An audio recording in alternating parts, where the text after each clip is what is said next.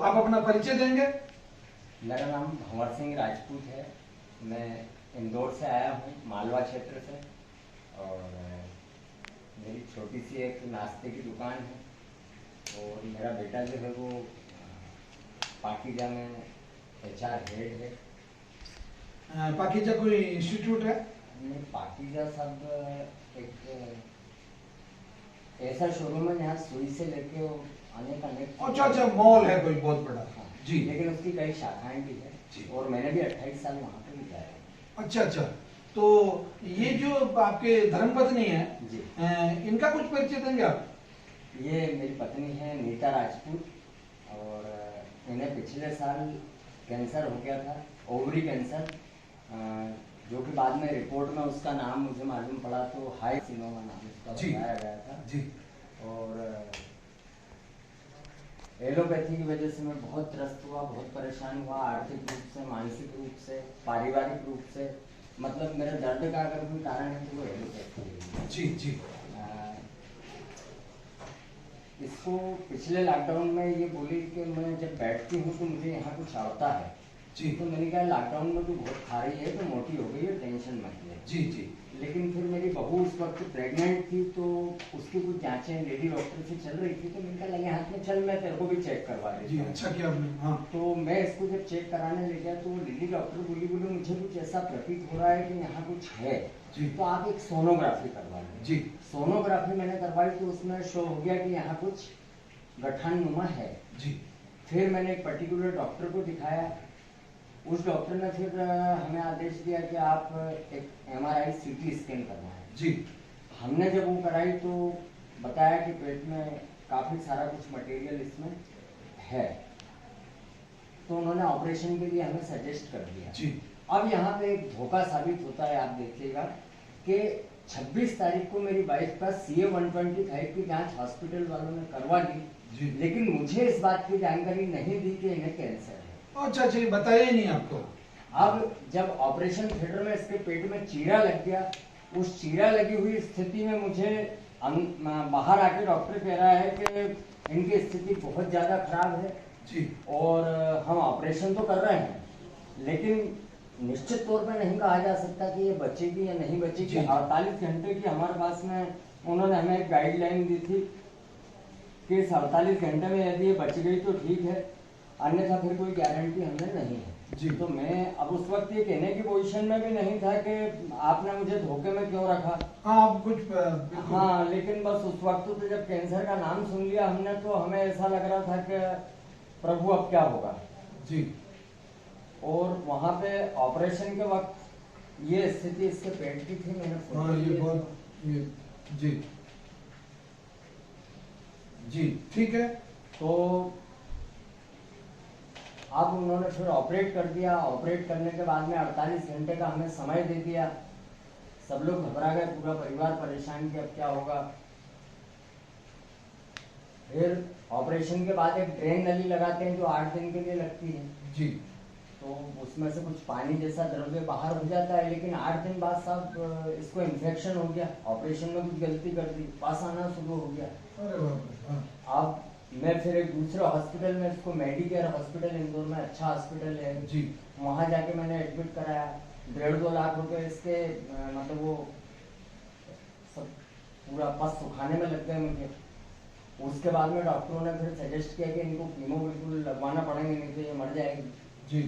फिर उन्होंने 4 कीमो लगाए, तो 3 कीमो तक फॉर्म जो साइन करना था वो मेरे बेटों ने किया। चौथे का जब फॉर्म की बारी आई तो उस दिन मैं मौजूद था, तो मैंने जब फॉर्म साइन किया तो फॉर्म मैंने पढ़ा जी। उस फॉर्म में मैंने पढ़ा कि इससे आपकी किडनी खराब हो सकती है, लीवर खराब हो सकता है, पेनक्रियाज खराब हो सकती है, हार्ट खराब हो सकता है, आपकी बोन डेथ हो सकती है, जहाँ पे आपको ये कीमो का इंजेक्शन लगाया जा रहा है वहाँ पे घाव हो सकता है, यहाँ तक कि मरीज की मृत्यु हो सकती है। तो मैंने जब ये सारी चीज़ें हो रही है तो फिर ये बचेगा कैसे? हाँ, फिर कैसे? अब वो ही दिन था जिस दिन मैंने फिर इसके बारे में ढूंढ तलाश चालू की।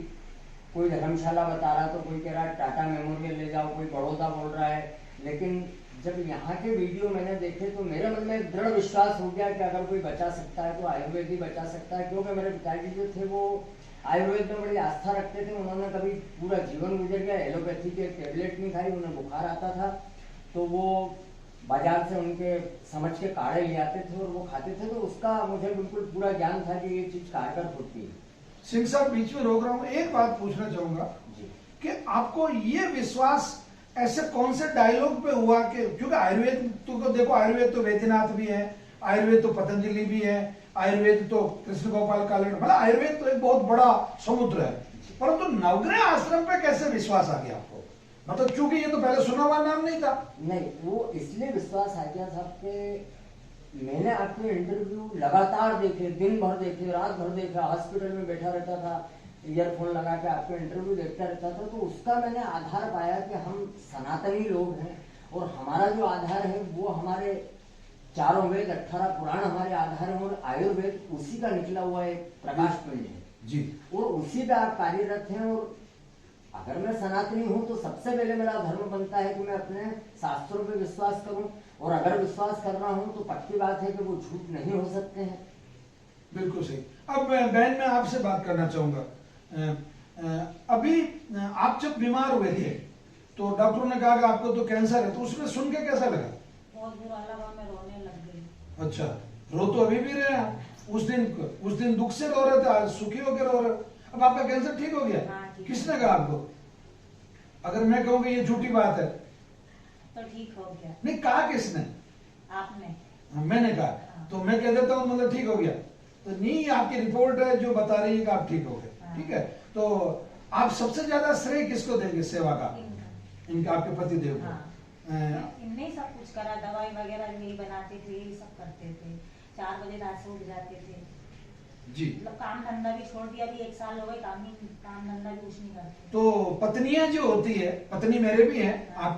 आप भी किसी की पत्नी है, ये करवा चौथ का व्रत करती है, तो अब इनको भाई साहब को कोई व्रत करना चाहिए क्या आपके लिए? आप बता रही थी अभी थोड़ी देर पहले बात की तो कि ये तो मतलब जैसे पत्नी व्रता होती है, जैसे ये पति व्रती, उस तरीके से है इनका व्यवहार। उनको नहीं करना चाहिए, मेरे को करना चाहिए, मैं ऐसा करती नहीं। अच्छा, इनके स्वाद के लिए आपको हाँ। करना चाहिए। परहेज कैसे रखते थे आप?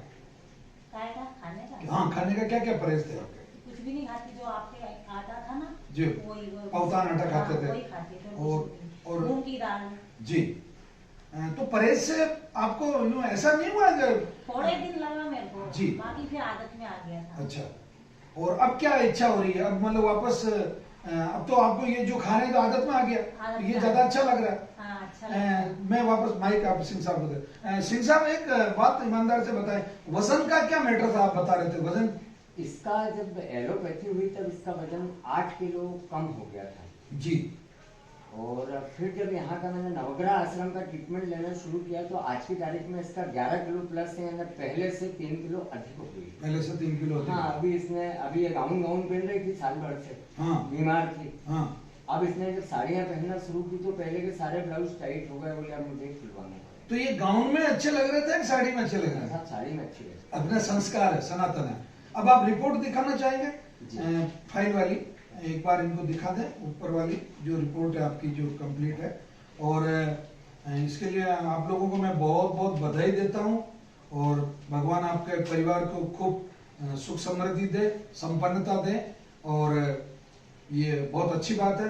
तो ज्यादा महंगा तो नहीं है यहाँ का इलाज सिंह साहब? नहीं सर, जितने में हम जांच कराते हैं उतने में 3 महीने का यहाँ से हमें ट्रीटमेंट मिल जाता है। जी। तो मतलब एक गरीब व्यक्ति के लिए भी कोई बड़ी समस्या वाली बात नहीं है। ठीक है, ये तो बहुत अच्छी बात है। तो आप मेरे जीजाश्री हुए, तो मैं आपको पुनः फिर कह रहा हूँ कि आप मेरी बहन का पूरा ध्यान रखें और आपने जो सर्टिफिकेट प्राप्त किया एक अच्छे पति होने का, उस पर आप बरकरार रहे। बहुत बहुत धन्यवाद, प्रणाम, नमस्ते। और मैं एक चीज और कहना चाहूंगा कि ये जो आयुर्वेद है इसे हम कैसे आगे ले जा सकते हैं, इसके लिए यहाँ पे आने वाले जो लोग ठीक हो रहे हैं, जिनका ट्रीटमेंट चल रहा है, उनको भी एक निजी तौर पर एक प्रयास करना चाहिए कि नवग्रह की एक शाखा मेरे इंदौर में हो, मेरे अपने शहर में हो। क्योंकि मैं आज देख रहा हूँ कि अभी रास्ते में ऑटो के अंदर मेरे इंटरव्यू हो गए कि भैया आपने कैसे ठीक किया है, आप क्या करते हैं? तो मैंने उन्हें बताया कि मैंने किचन में चार्ट बना के लगा रखा है जी। उस चार्ट में सारे पत्ते लिखे हुए हैं, उनकी संख्या लिखी हुई है, काढ़े देने का जो समय है, तो अगर मुझे कोई काढ़ा 7 बजे देना है तो 20 मिनट पहले उसकी प्रोसेस चालू होती है कि उसे गर्म करना है, फिर ठंडा करना है, गुनगुना, फिर छानना है, छान के देना है। तो ये सारी प्रक्रिया में थोड़ा सा समय लगता है।